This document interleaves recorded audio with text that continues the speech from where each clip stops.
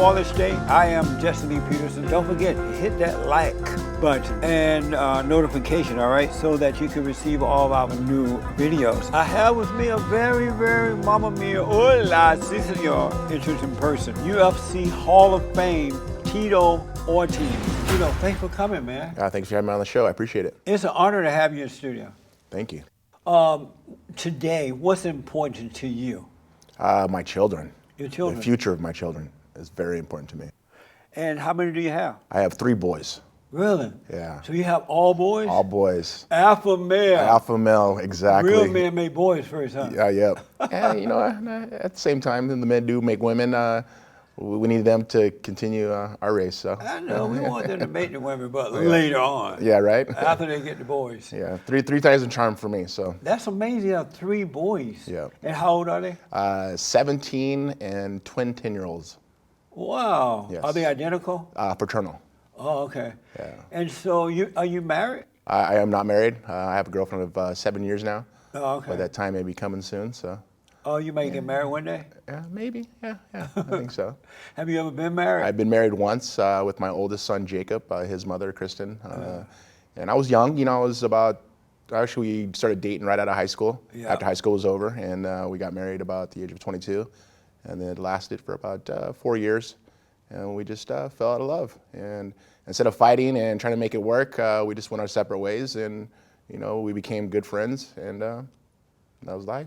And so at one point, you guys felt like you loved one another. Oh, 100%. You know, you have a best friend and completely in love, and you know, after a few years, it just kind of wear off, and it just didn't work out. And instead of fighting in front of my child all the time, I thought it'd just be better that we just separate ways and just be friends, and we did. And so there came a point when you could feel no love for this person. Well, no, not no love. Just I think there's a difference between being in love and loving a person. I mean, you're always going to love a person, but to be in love passionately, it's hard. But you know, I've been able to find it again, which is lucky. Right on. Women tend to hide their true self. You don't really know who they are while you're dating them. You only find out once you marry them. What did you find out about your wife that you didn't realize until after you married her? I think it was me. I grew up really fast as a kid, and then I really didn't have much. But once I got married, things did change. And people say when you get married, things do change. Yeah, they do. They did change. It changed a lot. And at the time, I became the UFC world champ.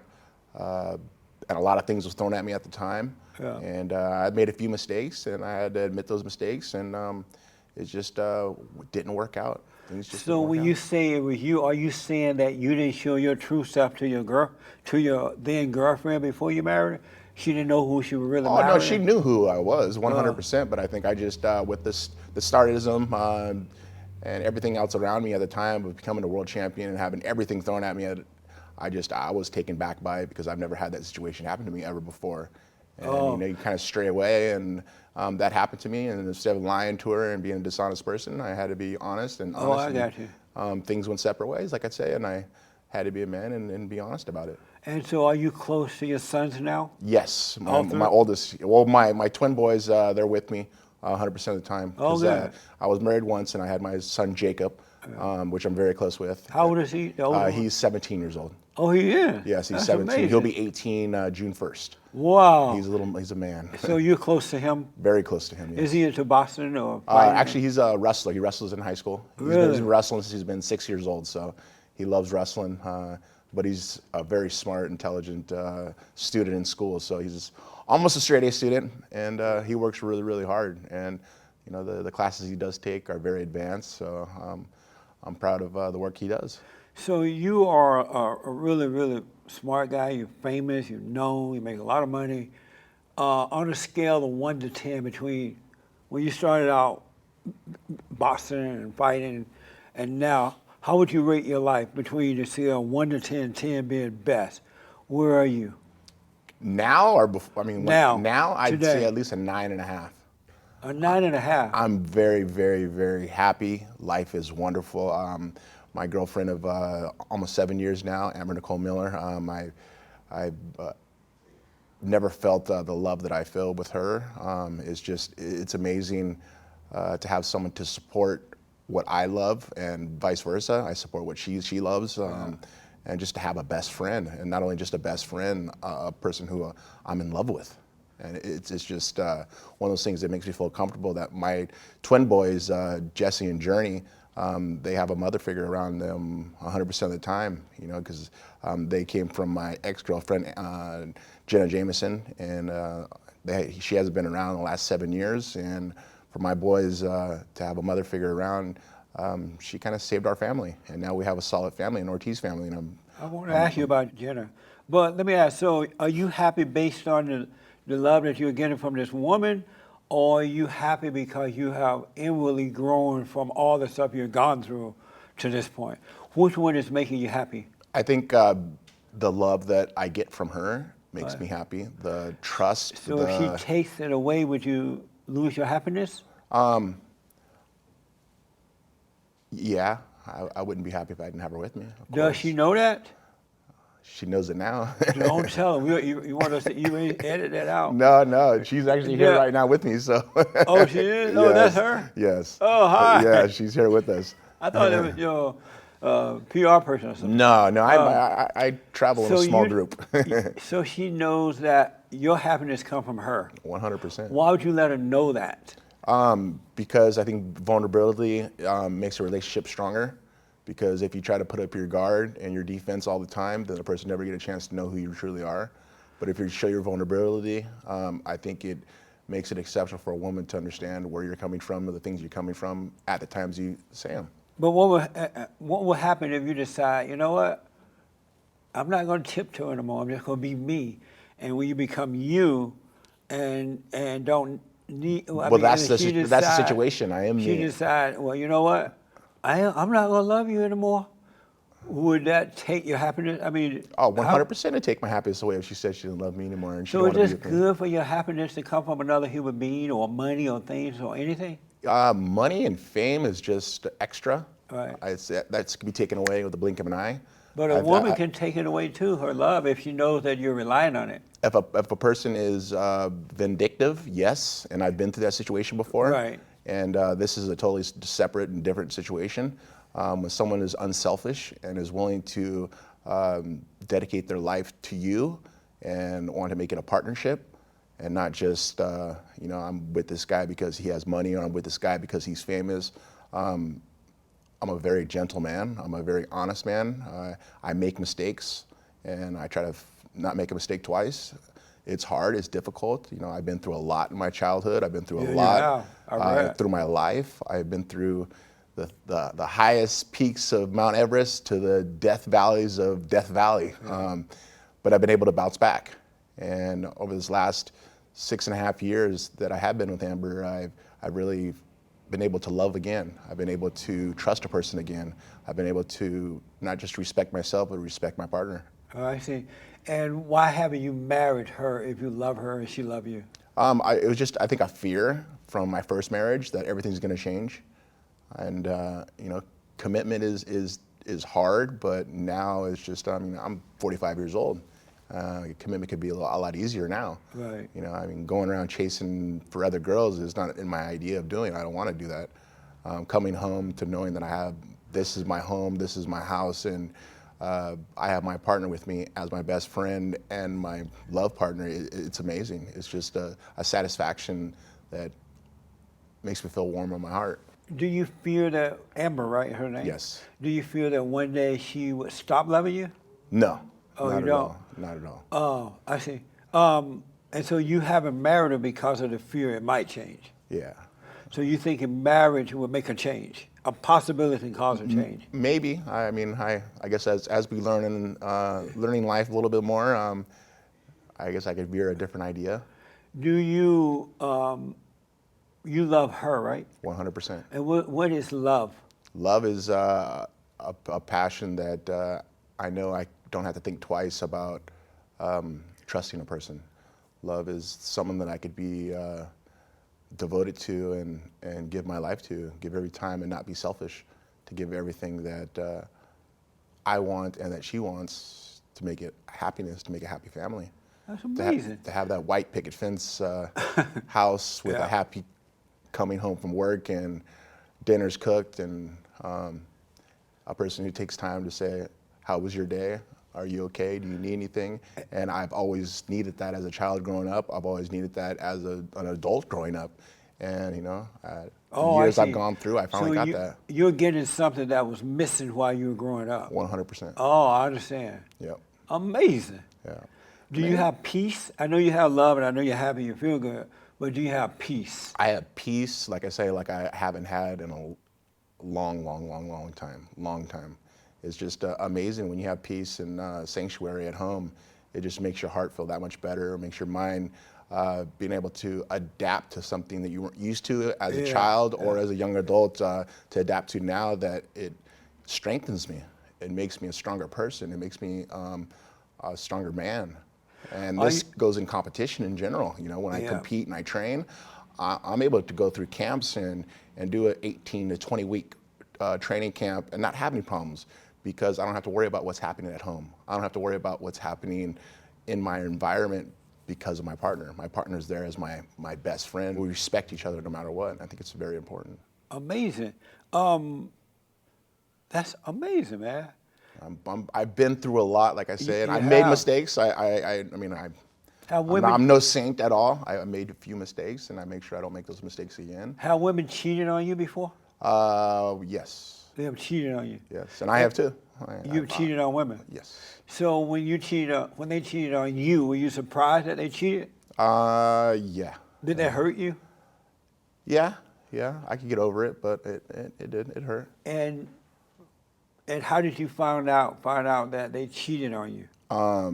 From social media.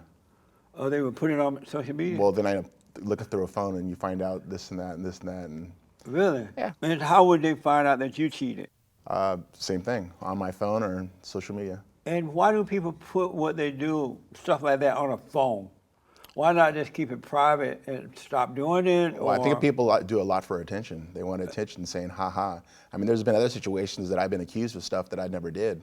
And once again, it was people lying just to get attention. Are you an emotional person? I'm the most emotional person in the world, I believe. You're very sensitive? Very sensitive. And you That's like what makes me. You don't look, you look like a... Well, let me tell you, don't ever judge a book by its cover. That's for sure. You like being sensitive? I like to be sensitive just because it keeps me grounded. It keeps me honest. It keeps me to realize that I'm just a normal human being on this earth that's trying to give back to society in a positive manner and always doing the right things. So you think it's normal for a man to be sensitive? It should be. It should Why? Be. Because the ones that aren't sensitive or have egotistic maniacs that just... Who told you that? I just, by what I perceive.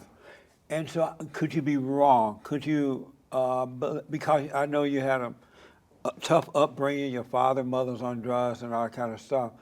Could you be basing that on what you went through, and when in reality a man should be logical and not sensitive?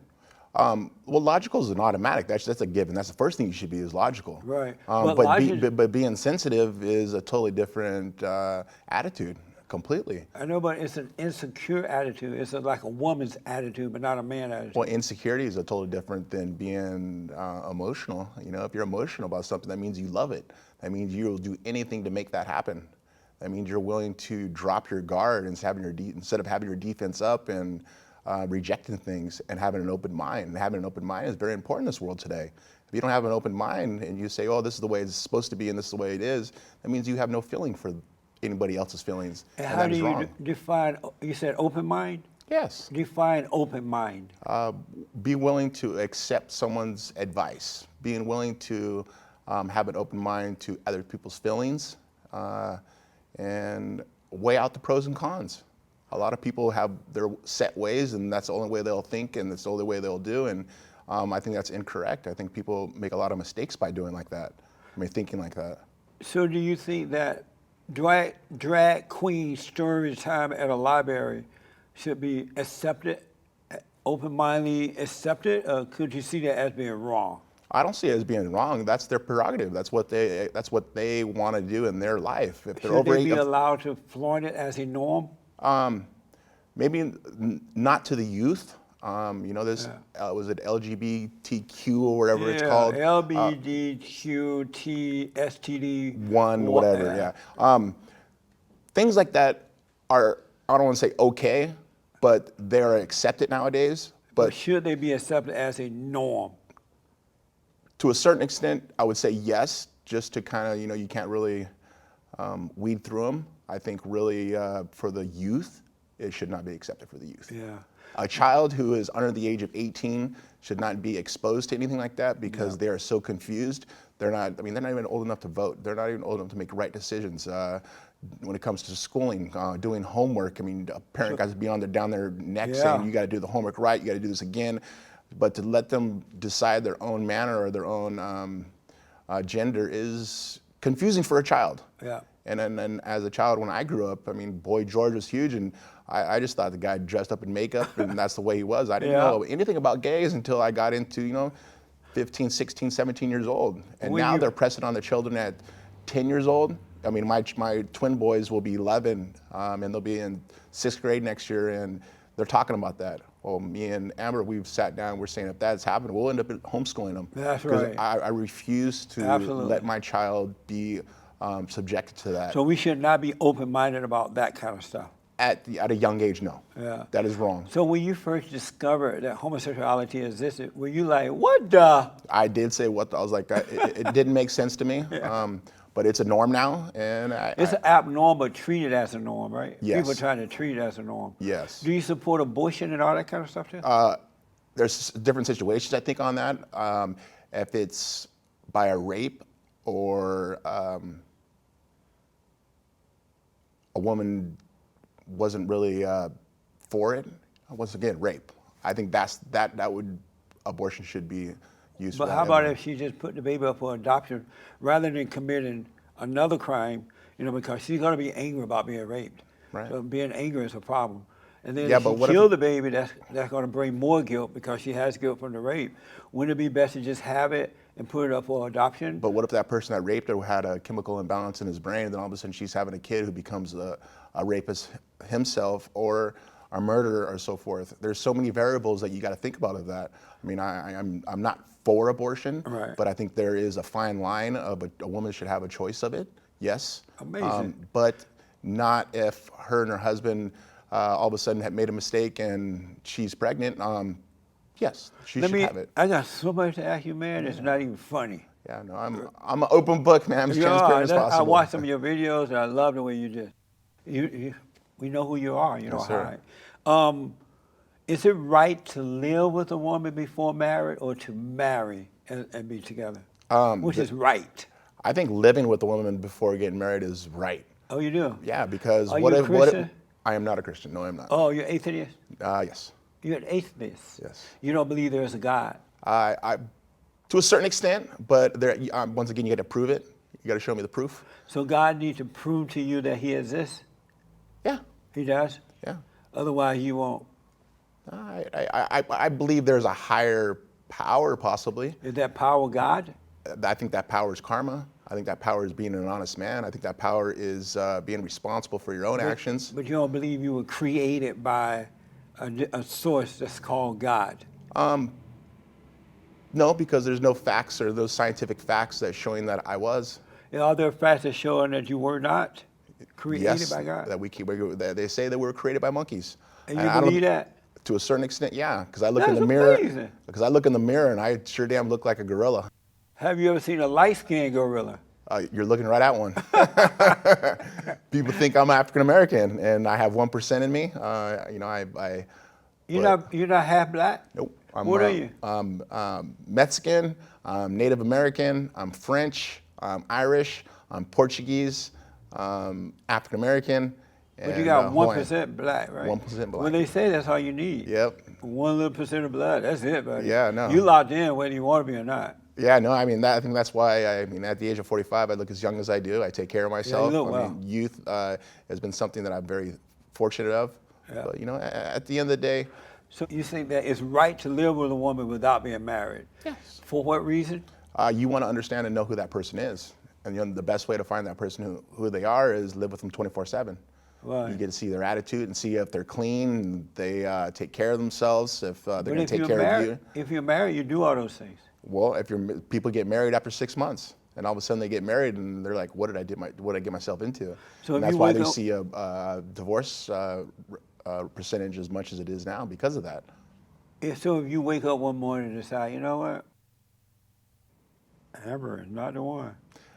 Would it be easy if you're like, you know what, this is... Well, it's been almost 7 years, and I haven't said... but would you be able to walk away if you wake up one morning and realize, you know what, I'm sick of this woman, it ain't the one, I've tried it, we're not married, I'm out of here. Would you be able to just walk away? No, I couldn't do that. But that's the same way in a marriage, though. You can't walk away if you... you're not in it until death do you part, through the rough, through the ups and the downs. Yeah, but that is so easy that people just take it as a piece of paper. I mean, to me, I think the best as a partnership is we both don't have any people to answer to. We don't have no piece of paper that they can answer to. We know that we love each other, and it makes it solid. It makes it strong. Does she want to marry?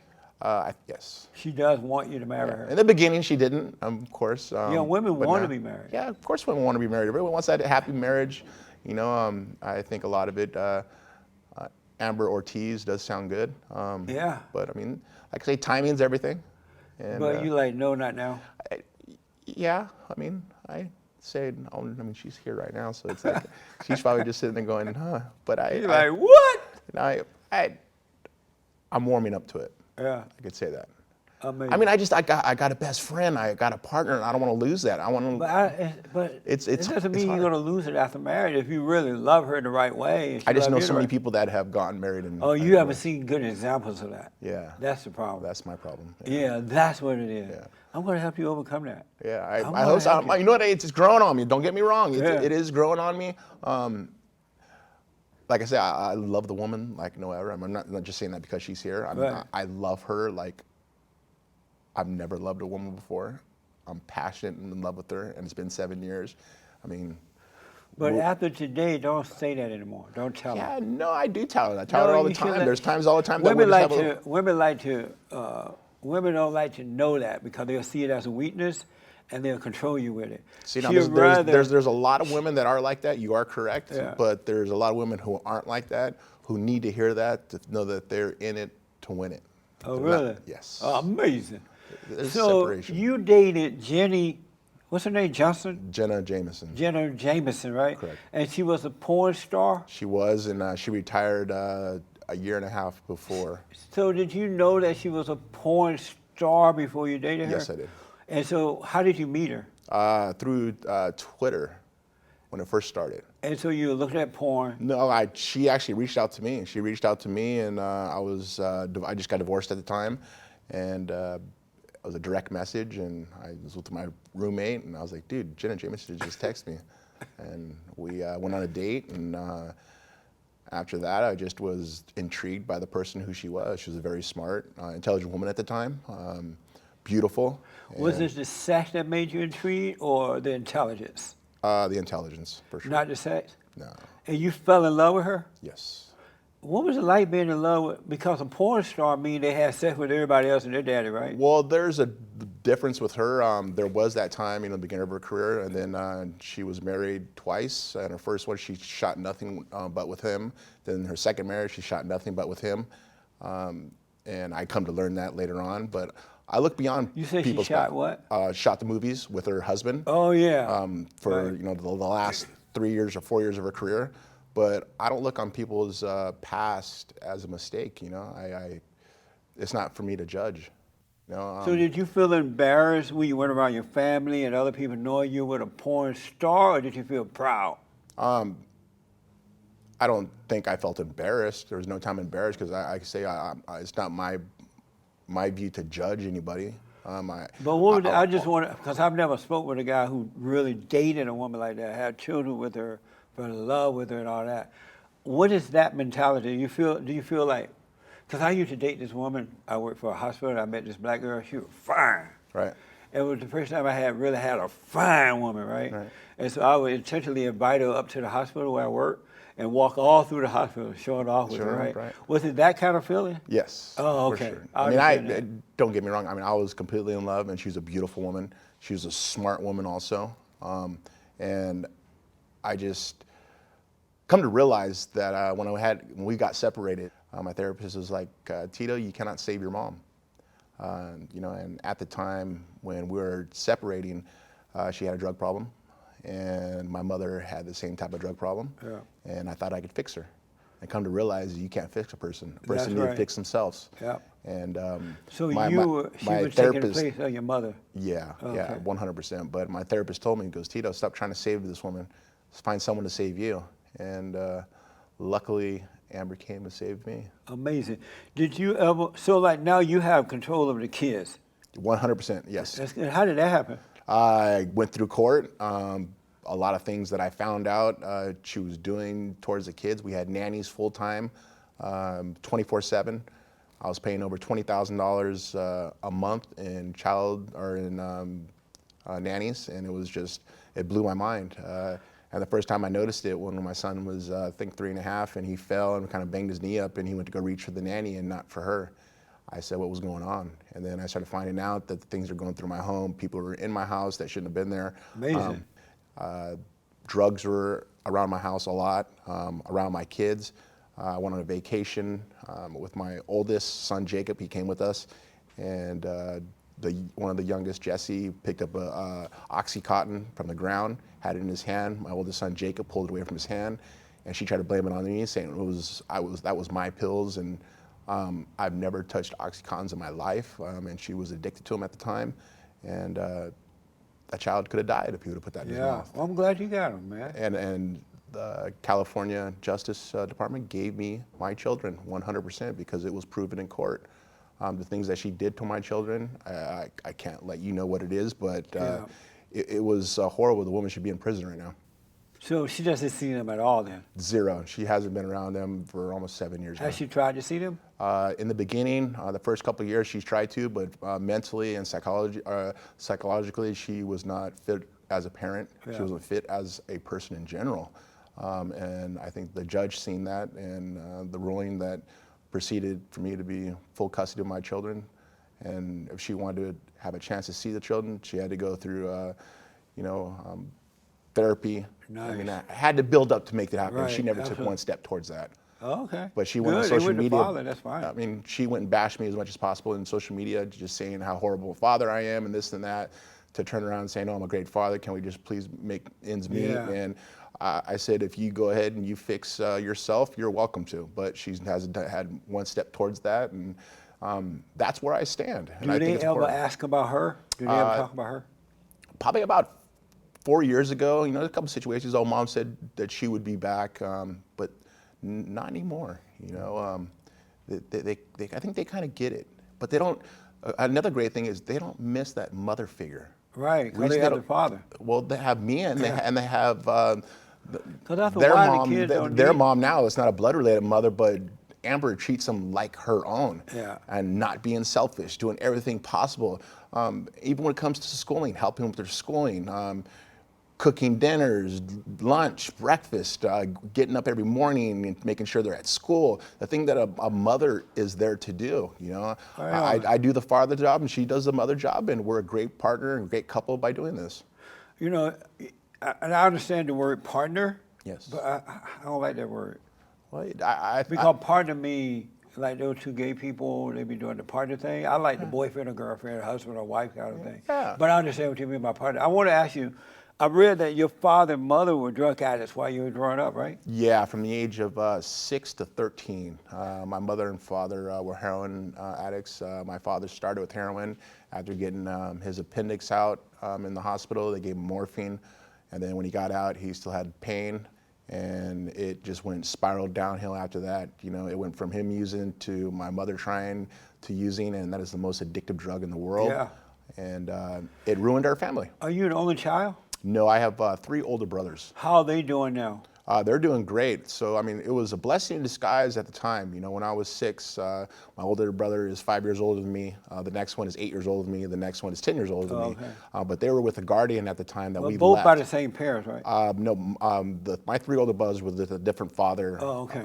And then my father I'm the only child. Okay. But when I was with their drug addiction, I was with them from motel to motel, people's houses, living on the couches, to a little small trailer. I mean, I went through a lot at a very young age, and they had a guardian at the time that still lived in Huntington Beach and took care of them while my parents went through a drug addiction.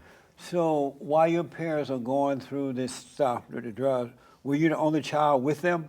I was the only child with them, correct. Your brothers were put somewhere else. Yes, they're at supervision. They had a guardian at the Why time. didn't you go there too? Because I was my father's kid. I think they didn't want to let me go. They want to make sure that I was with them, and it was a blessing in disguise because I think I saved my mom's life, and my mom saved my life too. How did you save her life?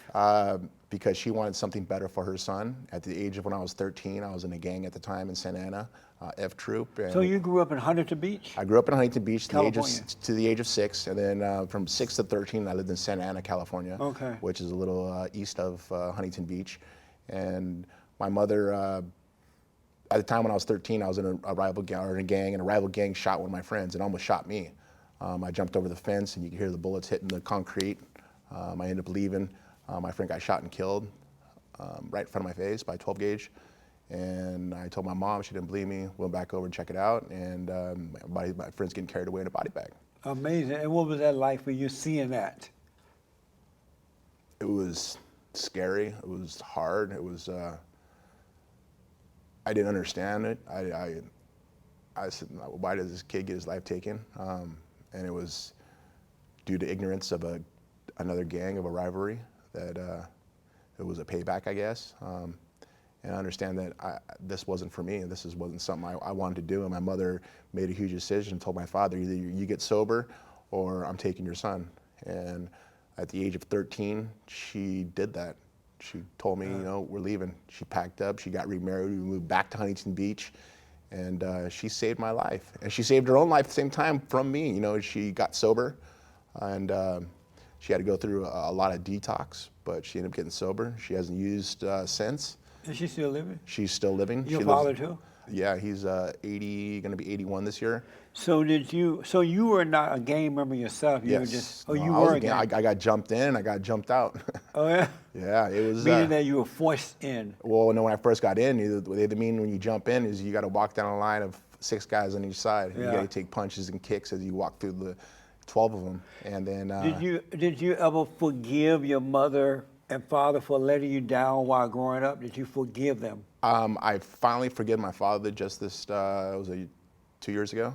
I forgave my mother when I was 25. Did you tell her that? Yes, and she knows that. And did you tell her that? You went to her? Yes. And what did you say? You know what? I forgive you. I know you only did as best you possibly could do, but you changed my life by leaving Dad and giving me a different life. I mean, she was with him for over 15 years. And she got up and just left and was willing to sacrifice everything to give me a better future. And did you go and forgive your father? It took me a long time. But you went to him? I went to him. And what did you say to him? You know what, Dad? I know how hard it is to be a parent. I know how hard it is to be a father. I understand what you went through. I've always had questions. And what did he say? He didn't say anything. He couldn't fess up to the beginning, but when I said, you know what, I forgive you because I know how hard it is, and I love you, Dad. And he goes, son, I apologize, I'm sorry. And amazing. And the first time this happened was probably about 6 years prior, actually 8 years prior, and I did that, and I went to his house because I'd have nightmares all the time of asking why, and I finally said enough's enough, and I went to go see him, and I cried to him and asking him why, and he couldn't say anything. He had the blank look on his face, and he couldn't really own up to it. But this last time, he finally said, I'm proud of you, I love you, and I apologize. And And did that change you? When it changed me 100%. In what way? In a positive manner. It made me understand fatherhood. It made me understand how just human beings can respond to things in a positive manner or a negative manner. And the positive manner that I got out of it was, my dad's proud of me and he loves me, and I haven't heard that in almost 30 years, and it's it was difficult. It was hard just to even walk up to his door in the beginning. You know, I sat in front of his house for a good 20 minutes, just I understand. trying to get enough courage to walk up. And I said, you know what, I'm gonna let this eat at me and hate forever, or I could accept and accept my future with him. I don't know if you know or not, but I have a nonprofit organization that's 30 years old this year, past February. And what we're doing is rebuilding the family by rebuilding the man. And what we're showing all men is that they got to go and forgive their parents. Yeah. In most cases, they have to forgive the mothers because the mothers turn the kids away from the fathers. Right. She played victim, but and the father doesn't know how to handle that because you become like what you hate. Right. And so a lot of these guys became like their mothers, and so they become attracted to women who are just like mama, right? Right. And when they get with these women, they end up becoming boys, and the woman become mama, so the cycle is repeated. Right. So we show them how, we encourage them to go and forgive their mothers so that God can forgive them and renew their mind and love their fathers. With love means don't hate, right? No. Love their fathers. When they do, their whole life change. Yeah. They finally become men. And women become women too because they're not themselves. They resent their mothers. Right. So forgiveness is the way to go. Oh, it is. It's huge. Like I said, it changed my life completely. Yeah. And I had to go through it. Was when I was with Jenna. I was going through the same situation. Yeah. There was drugs in the home. There was drugs she was using a lot. It repeats itself. And I saw life repeating itself. Yeah. And either I go down the same thing, and you gotta understand, I mean, I own a mansion in Huntington Harbor. I have, beautiful cars. I have money in the bank. You own a mansion, you say? Yes, sir. That's amazing. On the water. A kid. I gotta come and party at your mansion. Yeah, right. I don't have parties anymore. I'm a responsible adult now. I got to make sure that the future of my children are number one. But like I say, I had a same idea. Was I had to make the same decision my mom made, and to sacrifice everything. Like I say, I loved Jenna like no other. I would have gave anything for her to stop doing what she was doing, but she didn't do it. And I told my mom, thank you. And she's like, why? Right. I go, I really learned from what you did. If you didn't do what you did for me when I was 13 years old, I would never been able to do what I did just recently for my children's future. And my kids now, they just, their growth and their flourishing like children should. Right on. Not just in education, but just in life in general. And I've got to thank Amber Nicole Miller for that. In your relationship now, do you feel like the boy and the girl and your girlfriend is like your mama, or are you the head of her? Are you leading her? I think we lead each other. There's. Do you feel like the boy sometimes? Not like the boys. Yeah, to a certain extent. She's like the mama. Yes. Ooh. Yes. Mama? Yeah. No, okay. No, I'm daddy too, so it's the same thing. I mean, like I say, once again, this is a partnership. This is a partnership. You may not like the word partnership, but it is. It's a partnership where we got to understand each other. Tito, I could go on and on with you. I want to know if that's why you became a fighter because of growing up in a rough life like that. What thrust you into becoming the worldwide, well-known MMA fighter? We all have a dream. I had a dream. I had a dream of being a Hulk Hogan. I had a dream of being a Muhammad Ali. I had that dream as a young kid. I mean, at the age of 3, 4, 5 years old, watching Hulk Hogan as a kid and going, I want to be like that guy. And I remember always telling my mom that. And my mom would sit there with the paper towel little hole and be like, Tito Ortiz. And I'd become running the room. And I was a young kid at the time, but that was the dream. So was the hard time in life did that make that become your dream? You were like looking at these guys on TV, you having a rough life as a kid, and you decide, you know what? That's what I'm going to do. Yes. Oh, okay. It was government cheese, powdered milk. I used to love that government cheese, that yellow cheese. The yellow cheese in the box, and you had to cut the green off so that way you need the penicillin. Yeah. I think living like that and not knowing what home I'm going to be in next week, not having the clothes on my back, maybe 2 outfits, 3 outfits for the year until I grew out of them. And when high water pants, literally I had high water pants as I grew. I didn't want that for my children. I didn't want that for myself. To be broke is my worst fear. Yeah. To lose everything is my worst fear. It still is? Still is to this day. I think that's why I work so hard. I dedicate my life, I dedicate myself to my career and to my family. And you know, at the end of the day, if I lost my family, I think I would lose myself. My family is my number So one. you worry about losing all your stuff? Yes, I lose it. What is that like? What is that like to worry about losing all that you have earned? A nightmare. Really? A nightmare. I have a nightmare, you know, at least a couple times a year. I do. About losing it? About losing it. So like that or about going back to one of my old homes and there's nothing in the home. There's no furniture. There's cobwebs everywhere. It's all like just a ran down old home that used to be mine, and I lost everything. I have that dream a lot, and that's a dream that keeps me, I think, down to earth. It keeps me humble. It makes me understand that everything can be taken away in a blink of an eye. It makes me work harder. It makes me be honest. A hardworking, honest American that has dedicated himself to a career in mixed martial arts when it was nothing. Yeah. To be the first light heavyweight world champion in the UFC, defending that world title 5 consecutive times, to have a career for over 23 years now. May 30th will be 23 years for me. That's amazing, man. Yeah. Did you ever imagine that it would get this big? When you were thinking about, I'm going to be like those guys, did you ever imagine that it would turn out the way it is now? I imagine everything the way it has been. But it's just... You did what now? I imagine it all coming. I imagine myself having a world championship around my waist. I imagine myself being on a marquee in Las Vegas, being the main event. I imagine these things because those are the dreams that I had. If I didn't have the dreams like that, how can I live the American dream without having it? And I always chased it, and I chased it, and I did everything I possibly could, respectively, honestly, to make those things happen. I never stepped on anybody to get ahead through my whole life. I look in the mirror every night, and I ask myself, have I helped somebody today? Have I gone out of my way, and have I done it honestly? Right. And let me tell you, I do it every single night. Are you a trash talker? I hear that you're a trash talker. I'm a great trash talker. When it comes to sell a fight, there's rules behind this. There's 3 rules. You don't talk about a person's family, you don't talk about a person's country, and you do not lie.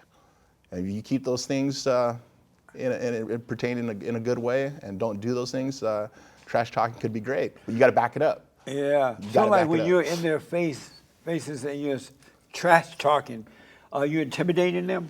I'm intimidating them, but once I'm trying to do psychology against them. You know, it's mind warfare, and I'm looking for kinks in their armor. Yeah. And if I find the kinks, I will attack those little kinks. If their strengths are there, I'll attack their strengths too.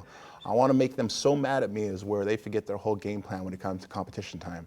All they want to do is kill me, and they're throwing punches with all the aggression possible, and I can see those punches a mile away. And so you're able to read them. You can read them like a book. Yes. Were you trained to do that, or is that natural? I think a little bit of instinct that came into it, but a little bit in college, you know, when I took psychology 101, you know, you kind of learn the mannerism of a person, what's normalcy for them, how to irritate or aggravate a person. And I think it was just something that I learned. And you know, did you ever run up on a guy where you tried to intimidate, but you're in the ring, everybody looking, you're trying to intimidate, but you can't, and you became afraid? A couple times, yeah, a couple times. So what's that like? How do you deal with that? I think you deal with it by just fight or flight, they say. You know, it's one of those things, you know, you feel like not giving up, but you don't have anywhere out, so you just kind of give the position up. You literally give the position up. And I've had that happen a few times, but I wasn't prepared for the match. I did everything possible. Injuries have been a big part of my career. Right. You know, from 2003 to 2016, I've gone through surgery after surgery. I've had ACL replace my left knee, ACL replace my right knee, 50% of my meniscus taken on my right knee. I've had L4-5, S1 fused on my lower back. I've had T3, T2, T2, T1, T1, C7 disc replacement. I've had C7, C6 fused. I've had C6, C5 disc replacement, and C5, C4 fused, and a reattached retina in my left eye. So you're like a robot right now, right? I am the $1 million man in person. Well, yeah, you're tougher, whatever. I'm tougher, and I think it just makes me more of a mentally strong person because I've gone through so much, but I'm able to bounce back, and I'm thankful for technology these days. I'm very thankful for my doctor who did the surgeries, who's you know, a neurosurgeon that has done an amazing job with the technology days, like I say. Yeah. But I've taken care of my body. You know, I eat clean.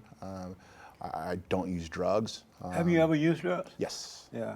I've used everything but heroin. Were you addicted to the drugs you use? Yes. Yeah. For a certain time, and then kind of one of those look in the mirror moments where you're like, what the fuck are you doing yourself? And this is a life-changing situation that I had when I was 18 to 19 years old, and methamphetamine was the drug. Wow. I'm 6'3", I'm same height, but I was 185 pounds. I'm 235 right now. That's amazing. And I had pimples all over my face, big black circles under my eyes, and I did not recognize myself at all. I was at a club, and an old high school wrestling coach came up to me, and he's like, "Tito, man, what are you doing to yourself? You don't look so good." What do you mean I don't look so good? And he's all, "You doing all right?" I go, "Yeah, I'm just making ends meet. I work at a moving service. You know, I do 16-hour days, and I'm just trying to make ends meet. This life of being an adult's not easy." Yeah. He's ever thought of coming back to school? I was like, "Yeah, but I just don't have no parents take care of me. I'm on my own." They go, "You're Mexican, right?" I go, "Yes." He goes, "We can possibly get you financial aid. They'll pay for your schooling, they'll pay for your books. You just got to show up." And I go, "Well, I'm working at a moving service." They're like, "Well, if you come in on Monday, let's think about getting you financial aid to get you back to school." And I went to Golden West Junior College at the time. I called my work, Allied Moving Service, and I told them I couldn't come in. They're like, "What do you mean you can't come in?" I go, "I want to see about this college thing." And they're like, "Well, if you don't come in, you're fired." I go, "Well, I guess I quit." And I've never quitted on anything I've done in my life. Right. And I walked into the coach's office, and he had a big smile on his face. He's all, "Didn't think you were going to show up." Amazing. And the rest is history. You know, I got my AA degree. I started fighting, went to get my bachelor's degree, and went to Cal State Bakersfield, up in Bakersfield, California. And me and the coach didn't see eye to eye one of the seasons, and it came to a kind of a crossroad where either I'm going to stay there and I'm going to whoop this coach's ass for disrespecting me, or I'm going to pack my stuff up and I'm going to go chase this dream of being the next world champion for UFC. And I think that was a humbling experience. I gave my singlet, my warm-ups, set on his desk and said, "You know what, I'm gonna be a bigger man today," and I'm walking away. I go, "If I would stay here, I'd be kicking your ass, but I'm not gonna do that." You told him that? Yes. Have you seen him since you became I haven't seen him. He passed away probably about 6 years ago, but I talked to him on a phone in an interview on a Wrestling Observer channel, and he apologized to me. Right on. He goes, I didn't know any other way to handle you besides try to disrespect you and break you down, because he would break the kids down all the time. And I was a person to be broken down. I was a person who was very humble and very held my stance against him. So when people knock you down or you're down on the ground, you lose that fight, while you're there, you're thinking, "You know what? I'm getting up and doing this over again, ain't gonna be right," or you're thinking, "I can't believe I'm down here, I give up"? I get back on that horse. Oh, you do? I get back on that horse. I take it as a challenge. I think it's a challenge not just against my opponent, but a challenge for myself. What type of person am I going to be? Are you fighting now? Yes. You're still fighting. Do Still you plan fighting. to retire one day? Yeah, I plan on retiring hopefully by the end of this year. Oh, really? Yes, I would like to. And does that make you nervous that you will? Do you have to retire, or you just want to? I kind of just want to. You know, I'm 45 years old, but I still feel young. I feel good. But once again, it's just, I think the decisions I need to make for my future is very important as the businesses I have. Does it make you nervous that you will retire? Does it make you feel insecure? It did, because I did retire in 2012 when I separated with Jenna. You know, I got away, and the reason why, because I had to take care of my family, and I had to kind of find myself, and I did. And then I started fighting again with Bellator. And then after Bellator, I fought with Oscar De La Hoya. And then I recently just signed a deal with Combate Americas. It's a 2-year deal. Right on, man. And I'm doing successful things and continue to do that. You know, I do films, I do movies also. Oh, you do? Yes, I have a management company. I have a clothing company. And I just try to be as hardworking individual as possible. So are you concerned that in one of your fights, someone may hit those body parts that have been replaced and knock you out? Nope, not at all. No, I'm like the $1 million man. In my mind, I am just invincible, and that's, I think that takes place a lot right when I walk into the ring, because there is fear prior. Yeah. So before you walk into the ring, you have fear. Oh, there's fear every single time. And what are you afraid of? Afraid of letting down my family. Afraid of letting down my fans. Afraid of this guy to embarrass me. And you know, I kind of think of the idea. I watched Mike Tyson I mean, I've been a huge fan of Tyson. I know Mike also, and he talks about the fear he has before he walks into the ring. And as he's walking closer, that fear just starts moving away, and he feels invincible by the time he steps into the ring. So once you step into the ring, the fear is gone. You feel like a god. You feel like you're invincible, that no one could touch you.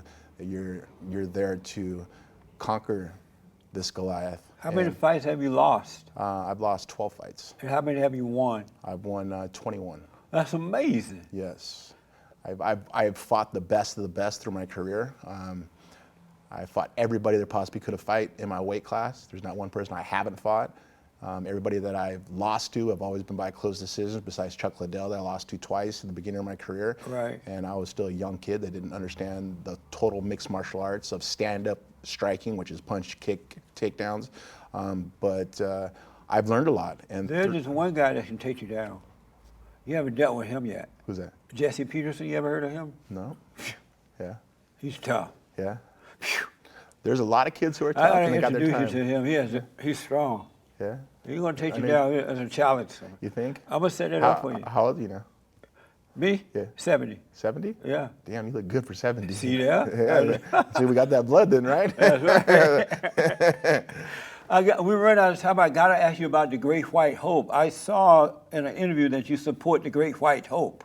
The Great White Hope. Yes. So you're talking about the president of our United States. Yes. The person that is not a politician. That's right. The person who's a true American that cares about this country finally, that is not going to sell our country out to the highest bidder. That's right. I support and I know the person. I've worked for him in the Celebrity Apprentice. I know what type of man he is. I know how he raises his children. He has made mistakes through his life, as all of us have.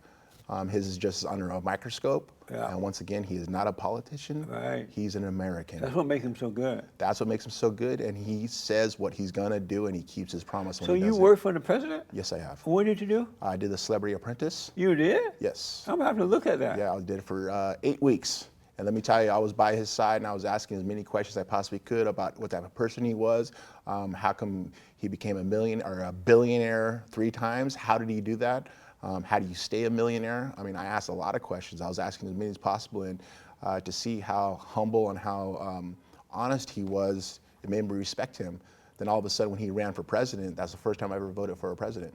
Was his first election. So in the little time we have left, what did you learn about him? And answer those questions, what did you realize about him that most people don't realize yet? That he is a very caring person. He's a person who's a hard worker, that is willing to sacrifice everything in his name to make sure his job gets done the right way. I've learned that he has 2 things for the rest of his life: his name and his word. Yeah. That's what I have for the rest of my life, is my name and my word. I noticed he doesn't have fear. No matter what comes after him, he tends to just go and deal with it. On and on and on. Exactly, and now it's even better, where he has the power to do things that need to be done in this country the right way. Yeah. And I respect it. And finally, I'm not a Republican. I'm not a Democrat. Right. I'm a conservative. I believe in doing the right things. People have their choices of what they want to do. But I think at the end of the day, this country, America that we live in, needs to be respected, needs to be loved. As you talk about God, God bless our country. Yeah. God bless our president. Yeah. And I think at the end of the day, my children need to have safety here. Our troops need to have safety. Yeah. Our country and our people who live here need to respect this country, because it is the greatest country in the world. Are you for the wall going up around the border? I want that wall to go up on the border as high as possible and Me as too. deep as possible. Yeah. I mean, that's the way it should be. Absolutely. The wall going up. Oh, it's going up. It's continuing to go up. But at the same time, people question that, is why should there be a wall? Well, in Mexico, they don't want people from Venezuela coming over. They stop them at the border down there. Yeah. They do exactly the same thing. Yeah. In Canada, they do the same thing for Americans to go into Canada. Yeah. If you have a DUI, you cannot go to Canada. Right, I heard that. Yes. I didn't know if someone was telling me. If you have any felonies, if you have any assaults, you cannot go to Canada. United States should be the same way. How do your friends react to you knowing that you support the Great White Hope? They actually support them also. Oh, good. But they're quiet about it. Yeah. And there's a lot of people, a lot of Mexican Americans who are friends of mine that are very quiet about it. And I'm very verbal on it on my social media. I'm very outspoken. because I love the honesty. Right. I'm not there to sugarcoat anything. You know, I want to make sure that people know where I come from. I'm very transparent, as I say. I want people to look at me going, if he can do it, I know I can do it. Would you say that the president is an honest man? I say the president is an honest man, yes. I believe yes, that. I believe that. And so, do the Mexicans know that you're a Mexican? Yes. But how do they know? They can't really look at you and tell. Yeah, well, I mean, when you walk out with American and Mexican flag for every one of your fights, I think they get it. I've been going to Mexico since I've been 6 years old. My father used to take us. And then after that, when I graduated high school, I used to go down to Tijuana all the time. Then I'd go down to Cabo and then go to Mexico City. Then when my fight career came about, Mexico City, I would travel to Mazatlan. I'd go all these different places for vacation. I love Mexico. It's beautiful. We just went to Mexico just this last year. Right. And it's a great country, but there is a lot of criminals. Yeah. There's a lot of injustice that's happening. I used to go to Cancun, Mexico, but I don't go right now because I'm concerned about going down there. So you can go a little south of that, and Tulum is a beautiful, amazing place. It's nice, and I went there, and like I said, I've been going since I've been 6, and it didn't even seem like I was in Mexico. It was so clean, so nice, but I think the president is doing a great job as our president. I think Do you believe he's got a second term around? Oh, he's going to win by landslide. Yeah. People are finally seeing the truth, and the ones that don't want to see the truth are in denial, and those are the ones that don't want to be right. And it's kind of funny because me and Amber, we talk about it, and it's like, I'm like, how come these people can't see the truth? Can't see common sense? She's all, people don't like to be wrong. Yeah. And I get it. Ego. And I get it. Ego gets in people's way. And, you know, to be humble, I think a lot of people need to learn this. Do you have anger? Do I have anger? No. You have no anger? No, not at all. There's no anger. I think there's a lot more of confusion of why people do what they do. Because they can't see due to the anger. Yeah. If they overcome the anger, then they can see. Then they can see, exactly. Yeah, then they can see. So it's time for me to throw my guests into, we got to heat this interview up. I got to throw my guests into the hot seat. I need you to answer these questions as quickly as possible. Yes, sir. All right. The hot seat. Do real men make boys first? Yes. I thought you knew that already. Have you ever worn a black face? Black face? I mean, like painting my face black? Yeah, I have actually. Yeah. I have. Yes, I have. Is Megan Thee Stallion a horse? No. I didn't know what that was. I don't know. It's on here. Yeah. I asked, what is Megan Thee Stallion a horse? Yeah. I don't know what that is. Would you ever get married? Yes. Who is most racist, Beyonce, or Colin Kaepernick? Colin Kaepernick. Is it beta to be a vegetarian? Is it better? Beta, like a beta male, weak. Is it weak to be a beta male? That's their opinion if they want to do it, if they want to be healthy. I think being a vegan is not the right way to be healthy because your bones are going to be very brittle, your muscles are going to be very weak, and we are carnivores. Is it beta to be a vegetarian? Yes. Is China lying about coronavirus? No. Are they lying about it? Yes, they're lying about it. There's more deaths than are being reported, 100%. Would you survive 100 days on an island by yourself? Yes. Will Kanye West become president one day? No. Is sex love? Yes. Did you have fun? Amazing time. Amazing. Thank you, man. You're welcome. That was mind-blowing.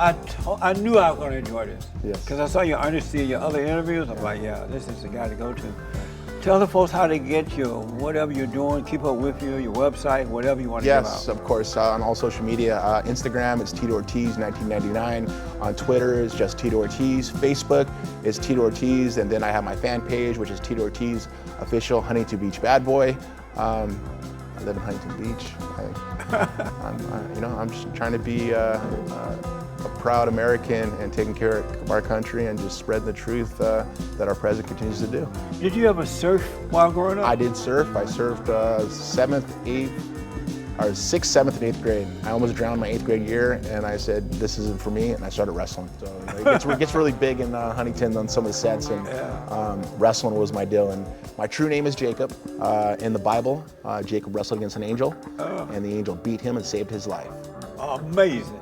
The story behind that, my name is Jacob. I found wrestling, and wrestling saved my life. Well, Jacob, you need to ask God to let you see himself. He'll show you. Yeah. It'll change your mind. There's instances that is possible, that does happen. Yeah. But I think if I'm responsible for my own actions, I won't have to ask for his forgiveness, because I'm responsible for my actions, and I should make the responsibility of making the right decisions. And if I do make the wrong decisions, I shouldn't ask for his forgiveness, because I'm the person who made that mistake. And I should be responsible for my actions. Thank you all for tuning in. Let me hear from you. Don't forget to like, follow, tweet, buy the merch, and all that good stuff. Oh, and then actually my YouTube is Tito Ortiz Uncaged. You can go on my Instagram, it's Tito Ortiz 1999, and click the link and subscribe.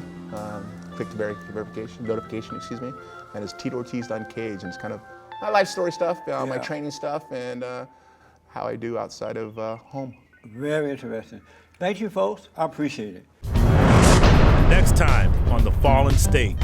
She is a science advice goddess.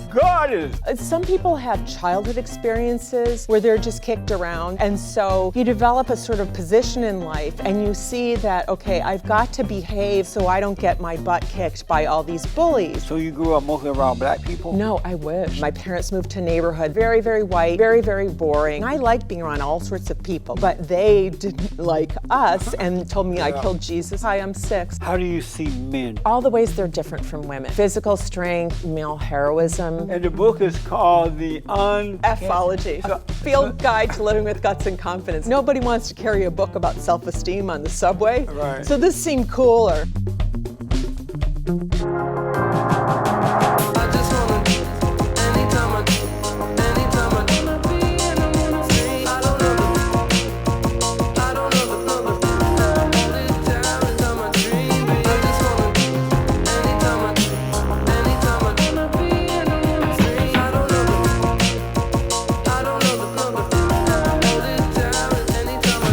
Thanks for watching The Fallen State. We need your continued support.